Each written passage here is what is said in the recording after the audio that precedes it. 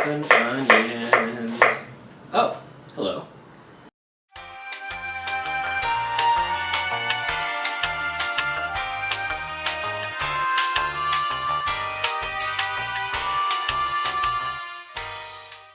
Welcome to the first in a series of videos that I'm making for home cooks to maybe make your cooking at home go smoother, taste really good, and cost less money. My name's Ryan. I've been cooking and teaching people how to cook for a number of years. I'm the chef of a community kitchen here in Eugene, Oregon called Hearth and Table, where I cook with and cook for college students. I'll put a link to the Hearth and Table blog in my bio so you can check out those recipes if you want. And with this video series, what I want to do is make a few videos on the basics. We'll start today with kind of the most basic of the basics, how to cut an onion in a few different ways, how to cut some different dices of a potato, work on some basic knife skills and techniques for safety and efficiency. So a few videos on the basics, and then we'll just cook some dishes. And if you want to request that I make something, you can leave a request in the comments. So with that, I'm going to start on basic knife safety. Here's a chef's knife. You'll notice that I'm not holding it really like with the handle here, but I'm kind of pinching it. This is called a pinch grip, just like you're pinching. So you want to pinch with your thumb and your first finger, and then just wrap your other fingers around. You don't have to hold a knife like this, but if you do, you'll find that you may have some more control, especially after you get used to it. If you're doing anything for the first time, it's going to feel weird until it doesn't feel weird anymore. So I'd recommend just try to use the pinch grip for a while.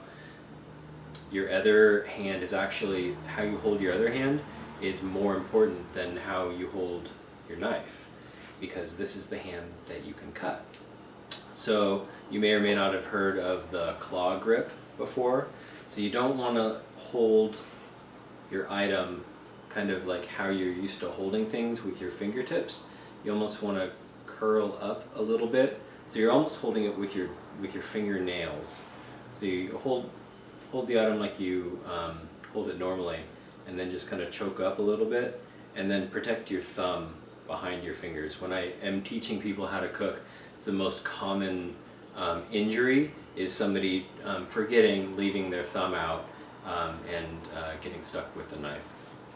So if you have a pinch grip and a claw grip, then you're going to be cutting safer.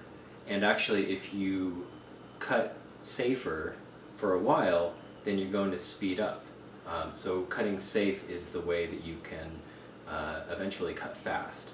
And cutting fast is useful because when you cut down your prep time, then cooking becomes usually more enjoyable, because it's taking a long time cutting all of your ingredients. That kind of bogs people down and makes them have a little bit less fun while they're cooking. So try this.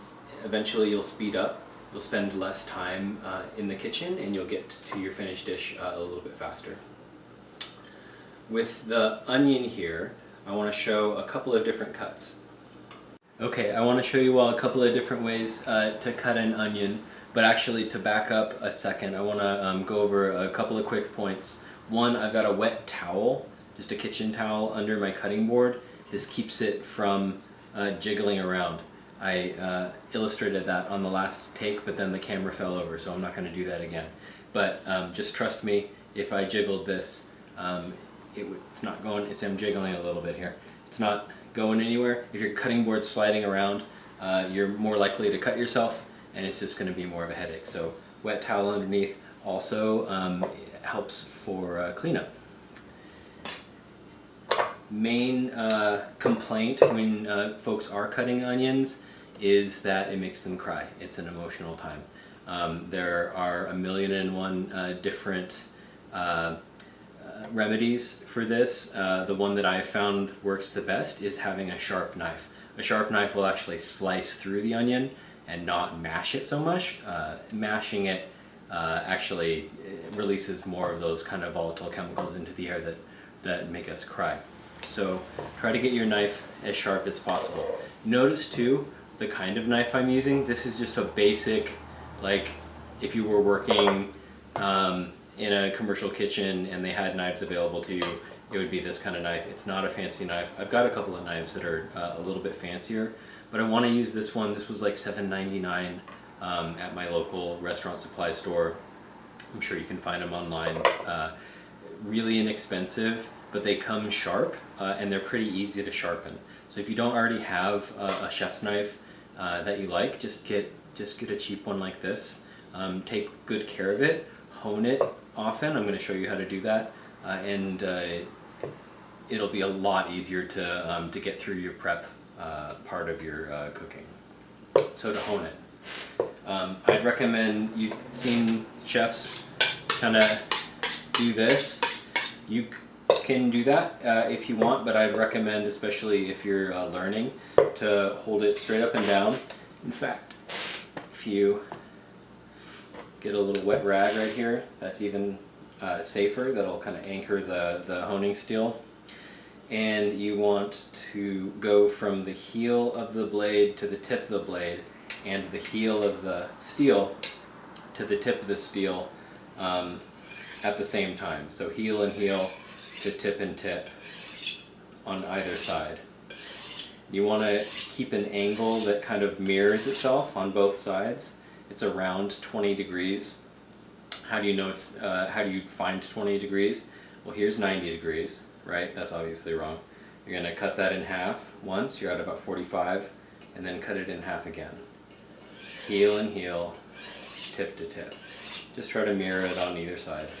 And use a little bit of force. What you're doing here is you're kind of lining up all of the microscopic metal filaments that actually are the knife edge into like a little mohawk. And that mohawk is the thing that cuts through your items.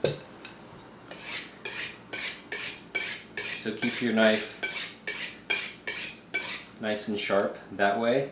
If you're cutting a lot, if you're cutting for more than like 20 minutes or so, take a break halfway through, run it on the honing steel again. It'll make a big difference.